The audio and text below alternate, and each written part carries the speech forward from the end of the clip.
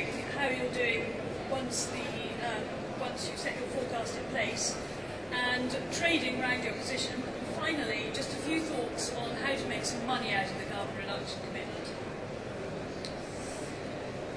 Actually, before I go to that, I'll start off with a quick introduction to our company. I'm sorry, I have to do the sales pitch. We are a small consultancy with about 20 engineers scattered throughout the country. We deal with clients ranging from pubs to multinationals and councils, and basically advising them, as has already been said, on energy and carbon, how to minimise it, how to manage it. But where we differ from quite a few of our competitors, we offer both technical and strategic advice at a reasonable level.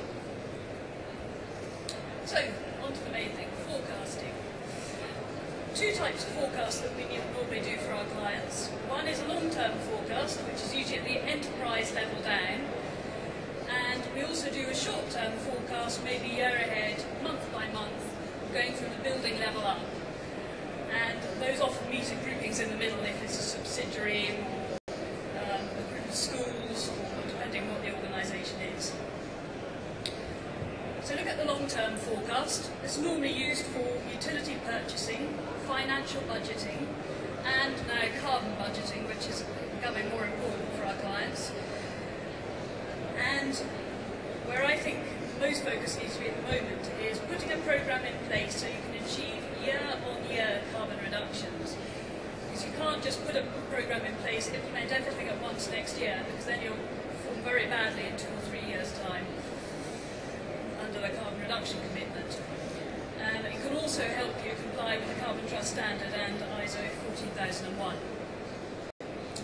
Now, the month-by-month forecast, you're going to need that for the CRC to do your initial forecast of allowances. You'll be factoring a reduction programme into that load, and it'll be taking account of things like weather conditions, changes in occupancy levels, increased or decreased production levels if you manufacture something. And as the year goes along, you'll be using it to determine how much needs to be traded in the secondary market. You may also use it for just normal financial and carbon budgeting. So, how to forecast?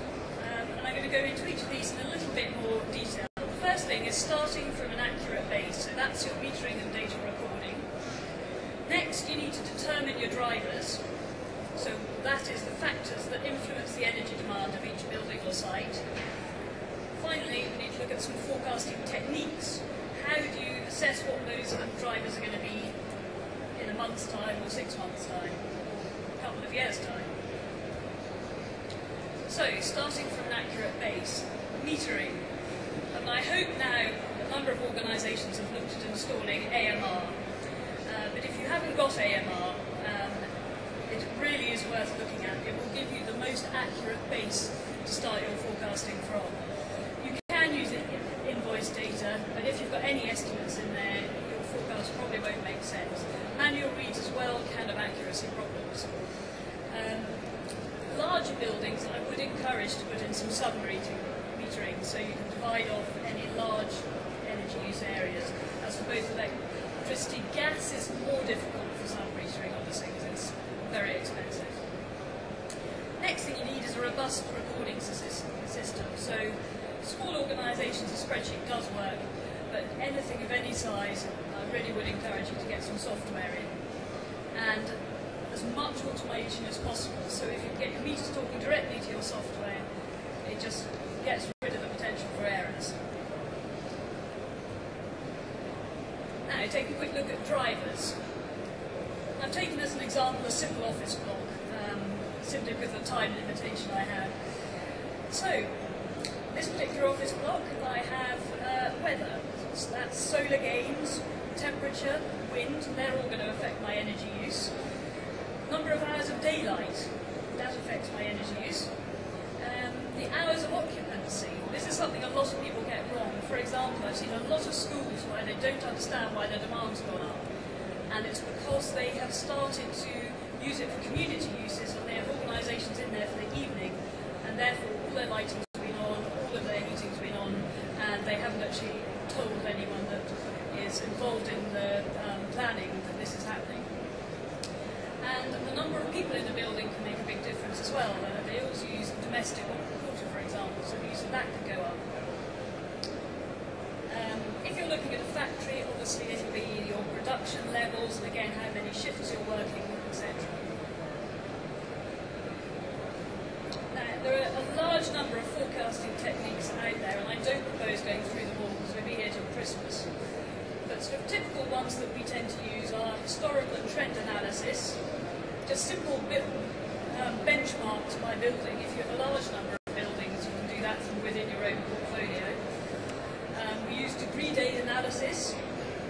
We look at specific energy consumption, kilowatt hours per metre squared. We've got sub-metering, you can do some quite good things with that. You can get onto more complicated regression analysis and look at the correlation factors. You can do cumulative sum analysis. And I'd be very happy to talk to any of you about any of that if you would like to. As I said, I can't really go into the detail of all of that now. But just looking at a very simple bit of degree day analysis. So here in my Excel spreadsheet, I've plotted my monthly gas consumption against my degree days. Excel is great, it does all of this for you. It plots it on a graph, draws a nice line through, and tells you what the equation that represents that line is. And from that line, I can see that the lowest the demand gets to is 40,000 kilowatt hours. Now, that is probably going to be my hot water demand, because on the day when there's no demand, then the only demand, no heating demand, then the only demand will be hot water. And so I can now estimate that my hot water demand is 40,000 kilowatt hours, my heating demand is 570 kilowatt hours times the number of degree days. So that's the basis for the forecast based on degree days. And so I do that for each one of my drivers. I then estimate how the demand is split up, taking a look at what we've already done, and I come up with that a maximum, minimum, and most likely forecast for each driver.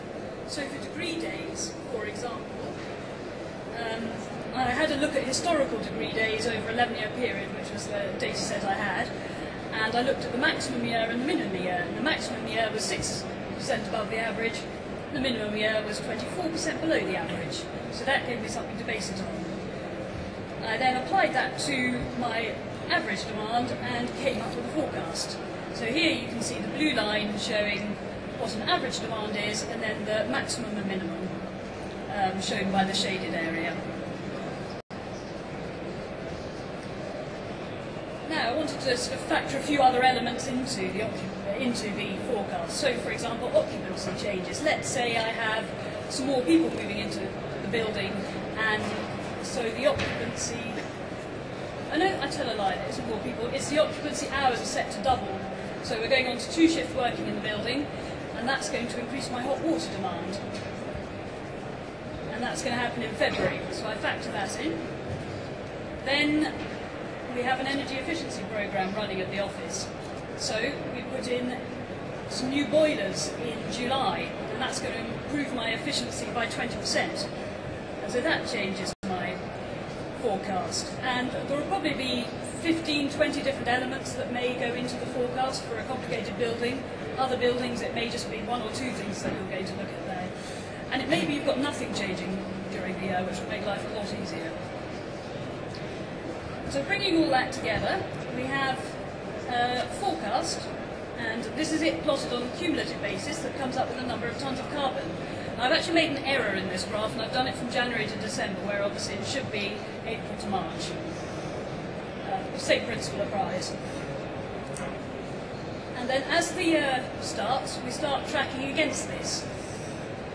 And at some point, the two will probably diverge. So your forecast and your actual will diverge.